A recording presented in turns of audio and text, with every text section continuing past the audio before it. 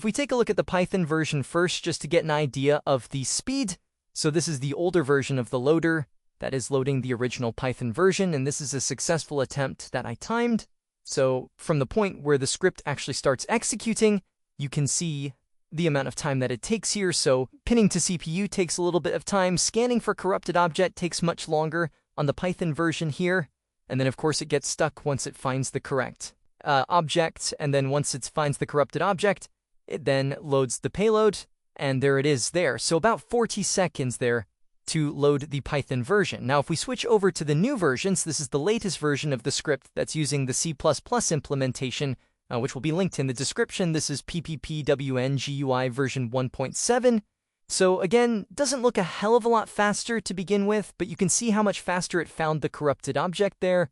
And then, of course, it's going to load successfully.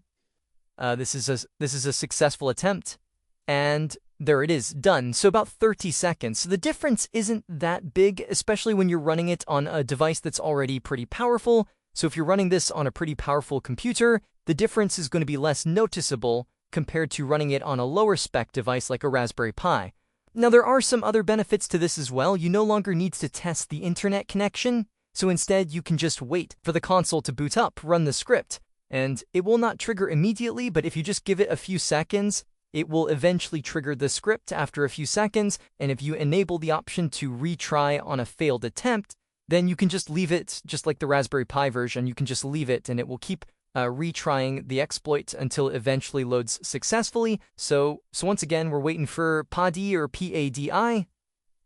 This lasts for a few seconds, and then it's going to trigger the exploit. And there it goes. It's now running.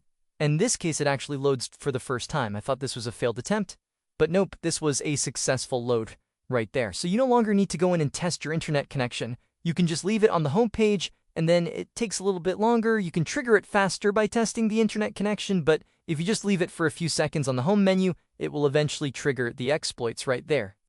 Okay, so let's move on to the Raspberry Pi here, because that is where the biggest difference is going to be. Stu had updated the Python script so that it can now use the C++ version. You actually can choose whether or not you want to use the original Python version or the C++ version. So you have the option to pick.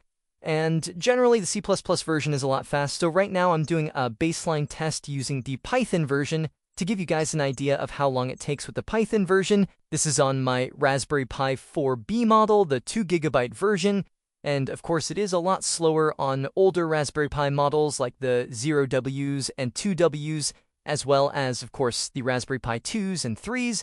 They can take multiple minutes with the Python version between each attempt, whereas in this case, Raspberry Pi 4B is a little bit faster with the Python version. Normally takes me about 70 to 80 seconds. And here we are, we're just about to approach the 1 minute mark, and of course we still have not got it loaded yet. We still haven't even got to another attempt. So this is really the problem with the Python version, is on these lower spec devices, you're waiting a really long time between each attempt. But luckily, this is now being significantly improved thanks to the C++ version. So the original Python version here, we're coming up on 1 minute and 20 seconds. And then, of course, we get the LAN cable not connected, which shows that we are now doing another attempt. So that was the Python version, 1 minute and 20 seconds on a Raspberry Pi 4B. Okay, so now let's take a look at the new and improved C++ version running on the Raspberry Pi 4B. So you get the LAN cable not connected message initially, but you do not get that message reappearing on multiple attempts. It looks like this version of the script does not require the interface to be powered down and powered back up again between each attempt. It can just keep running, just like the script does on Windows now. So whenever you get a failed attempt, you tend to just get the message about network not being connected instead of the LAN cable not being connected. So here we are about 30 seconds in, and we're actually almost loaded at this point on this Raspberry Pi 4B. I think it's around the 40-second mark. Yep, there we go, cannot connect to network. So that shows that it's failed, but it's doing a second attempt. So that is the main difference there between the Raspberry Pi on the Python version and the Raspberry Pi on the C++ version. A significant difference, pretty much half the time to load the exploit. And that's going to make a huge difference, because even if it takes you 4 or 5 attempts, that is a significant time reduction between each attempt there. So I'm just going to let this play until it eventually loads the exploit. I think it works within the second or third attempt. Doesn't take too long. So that's a second attempt there. Okay, so now we're on to the third attempt now. So again, really not that long. If you remember, if you watched my video on the initial Raspberry Pi setup, it did take me about 3 minutes to do 3 attempts, 3.5 minutes to do 3 attempts on the original version. However, this version, we're already on the third attempt, and it's only been about 1.5 minutes. So on this third attempt now, I think it is successful, and the speed, it doesn't take any longer to actually load successfully than it does for a failed attempt with this version on the Raspberry Pi. So you can see there that was successful, and it only took 30 seconds to actually load. It was actually faster on a success than it was on a failure, which is interesting.